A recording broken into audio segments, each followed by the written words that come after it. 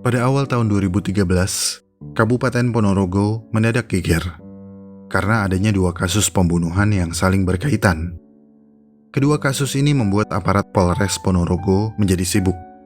Kinerja mereka menjadi sorotan karena kedua kasus pembunuhan ini cukup menggemparkan warga di sana. Banyak misteri yang harus dikuak.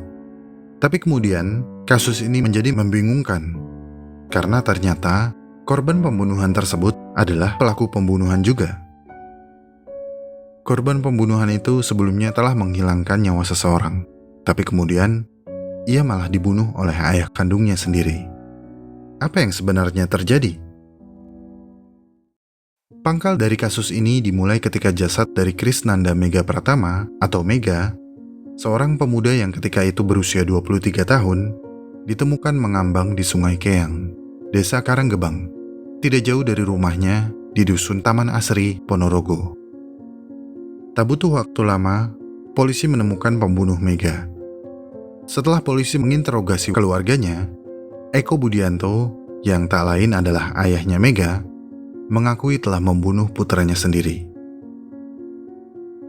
Dalam pengakuannya, Eko merasa sangat kesal melihat kelakuan anaknya yang seringkali menghamburkan uang, bahkan hingga menjual barang-barang di rumahnya untuk mabuk-mabukan dan main perempuan.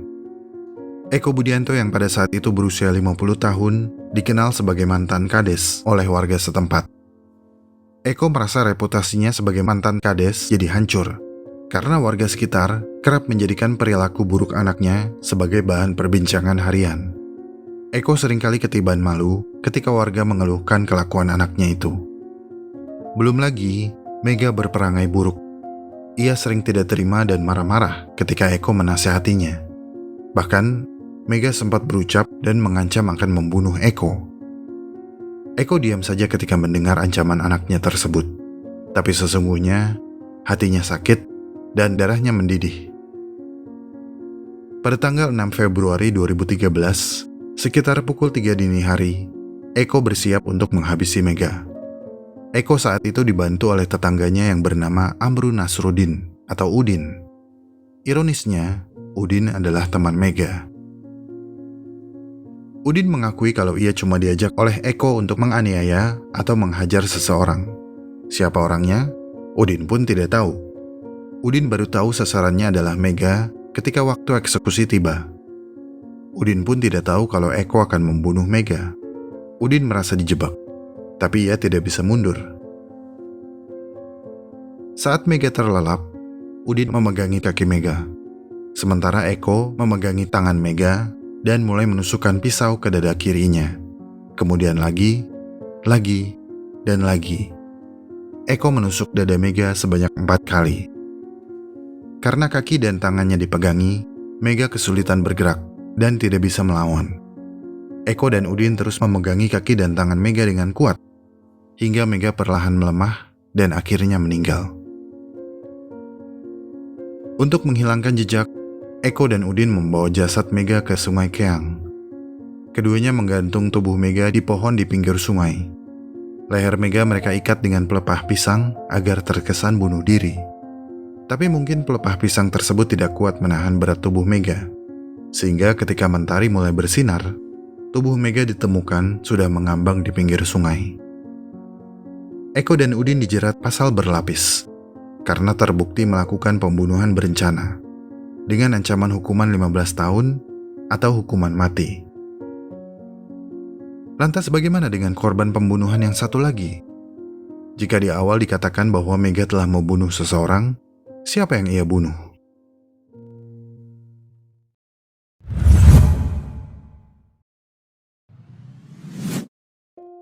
Adalah Suprihatin. Tapi untuk menceritakan kisah tentang Suprihatin, kita harus mundur ke masa di mana Mega masih hidup, saat Mega masih kuliah. Sebelumnya, Mega diketahui sudah kenal dengan Suprihatin. Suprihatin adalah mahasiswi Universitas Muhammadiyah Ponorogo. Suprihatin adalah seniornya Mega. Mereka sama-sama anggota dari MAHIPA atau Mahasiswa Islam Pecinta Alam. Ketika berlangsung pertemuan MAHIPA, Suprihatin pernah bertanya kepada anggota lainnya, "Laptopku rusak. Adakah yang bisa memperbaiki laptop di sini?" Pada saat itu, Mega menyanggupi untuk membantu memperbaiki laptop Suprihatin. Mega tahu lokasi servis laptop di daerahnya. Pada tanggal 28 Januari 2013, Suprihatin diketahui diantar Mega ke tempat servis komputer di daerah Jetis. Kemudian setelahnya, Suprihatin seperti hilang tanpa jejak. Tidak ada kabar, tidak ada berita mengenai keberadaan Suprihatin. Betapapun pihak keluarganya mencari petunjuk, mereka tidak kunjung menemukan titik terang. Ketika terjadi pengungkapan kasus Mega pada tanggal 6 Februari 2013, ketika itulah pihak keluarga Suprihatin kembali bertanya kepada polisi. Bagaimana kabar perkembangan tentang hilangnya Suprihatin? Karena sejak tanggal 28 Januari 2013, belum juga ada kejelasan. Keluarga Suprihatin menaruh curiga kalau hilangnya Suprihatin ada kaitannya dengan kasus pembunuhan Mega. Pada tanggal 12 Februari 2013, ketika dilakukan olah TKP di rumah Mega dan Eko Budianto, polisi menemukan keanehan, yaitu terdapat bekas coran semen yang terlihat masih baru di kamar Mega, tepatnya di bawah tempat tidur Mega.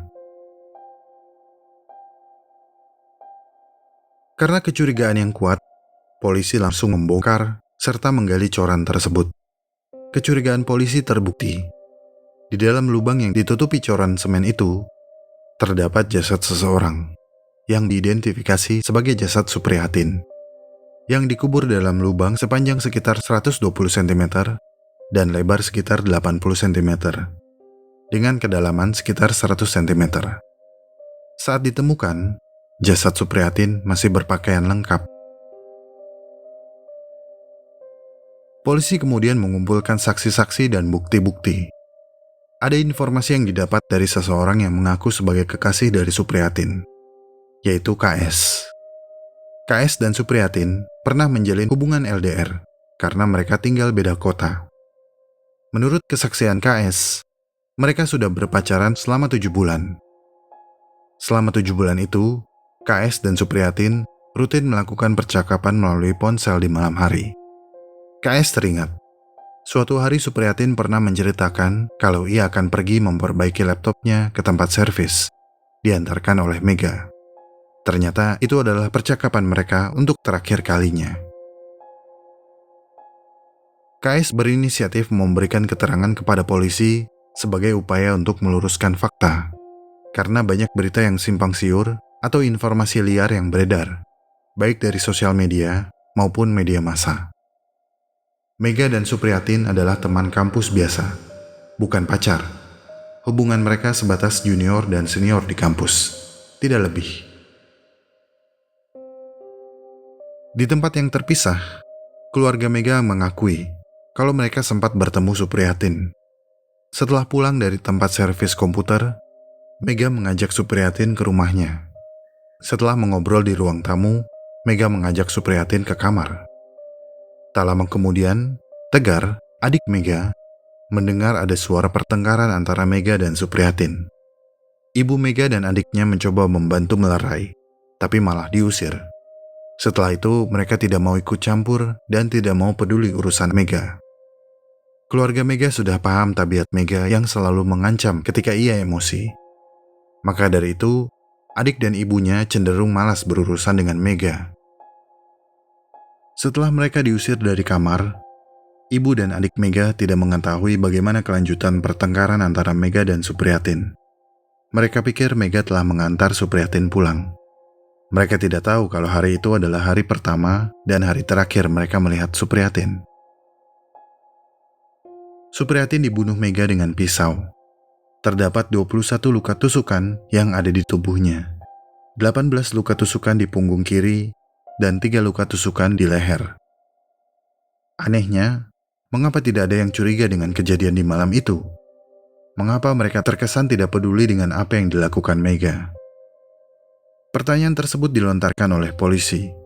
Jawabannya sama. Seluruh anggota rumah takut karena sering diancam kalau ikut campur urusan Mega. Informasi lain kemudian diperoleh oleh tim polisi. Pada tanggal 31 Januari 2013, Mustakin, yang masih tetangga Mega, mengaku pernah meminjamkan linggis kepada Mega. Ketika hendak meminjam, Mega beralasan kalau saluran kamar mandinya tersumbat. Polisi menduga saat itu Mega sedang mencari cara untuk menyembunyikan jasad Supriyatin agar tidak diketahui oleh orang lain, yaitu dengan menggali tanah dan menguburkan jasad Supriyatin. Kemudian, Tegar memberikan kesaksian tambahan. Setelah bertengkar dengan Supriyatin, keesokan harinya, Tegar melihat Mega membawa ember dan adukan semen ke dalam kamarnya. Curiga? Sudah pasti. Namun Tegar tidak berani bertanya. Karena takut diancam, Tegar memilih diam. Keluarga Mega kaget ketika mengetahui Supriyatin sesungguhnya tidak pernah pergi dari rumah mereka. Pertengkaran serta ember dan adukan semen yang mereka lihat adalah petunjuk yang seharusnya bisa mengungkap semuanya. Banyak rumor yang menyebutkan pertengkaran antara Supriyatin dan Mega terjadi karena Supriyatin hamil. Berita itu adalah hoax. Otopsi membuktikan kalau Supriyatin tidak sedang hamil. Informasi dari saksi-saksi beserta bukti yang ditemukan kemudian dikembangkan. Motif Mega menghabisi nyawa Supriyatin diduga kuat untuk memiliki hartanya. Karena belakangan diketahui, uang, HP, dan motor Supriyatin telah dijual. Ada banyak kesaksian yang cukup mengganjal dalam kasus ini. Apakah benar keluarga Mega tidak mengetahui sedikit pun tentang perbuatannya? Atau apakah mungkin mereka tahu tapi memilih bungkam? Apakah benar Eko membunuh anaknya untuk melindungi reputasinya?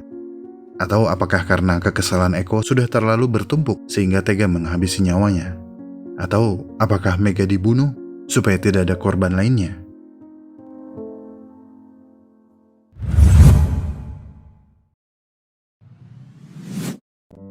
Hal yang terjadi pada keluarga Eko adalah konflik antara anak dan orang tua yang dipicu oleh faktor ekonomi. Karena sebelumnya Eko merupakan kepala desa yang bisa dibilang memiliki kecukupan ekonomi. Tapi setelah Eko tidak menjabat, otomatis kecukupan ekonomi yang tersisa harus dicukupkan, yaitu dengan menyesuaikan gaya hidup. Ini mungkin yang belum bisa diterima oleh Mega. Sebelumnya, Mega merasa mudah mendapatkan sesuatu saat ayahnya menjabat kades. Mega masih belum bisa meninggalkan gaya hidup lamanya. Ketika tidak memiliki uang, Mega menjual barang. Ketika hampir seluruh barang di rumahnya sudah ia lelang, Mega mengincar harta orang. Supriyatin adalah korban malang dari orang yang terbiasa hidup gampang. Berkaca dari kejadian ini, mungkin banyak yang setuju kalau keluarga merupakan pondasi utama dalam membentuk pribadi seseorang.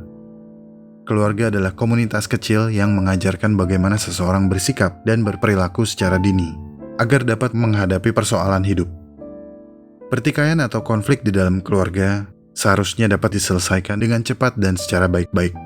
Karena jika didiamkan terlalu lama, maka permasalahan akan bertumpuk. Bukan tidak mungkin permasalahan yang telah bertumpuk tersebut membentuk sikap acuh. Hingga akhirnya, walau tinggal serumah, tapi terasa asing seperti orang lain. Terima kasih telah mendengarkan. Sampai bertemu di cerita yang lain.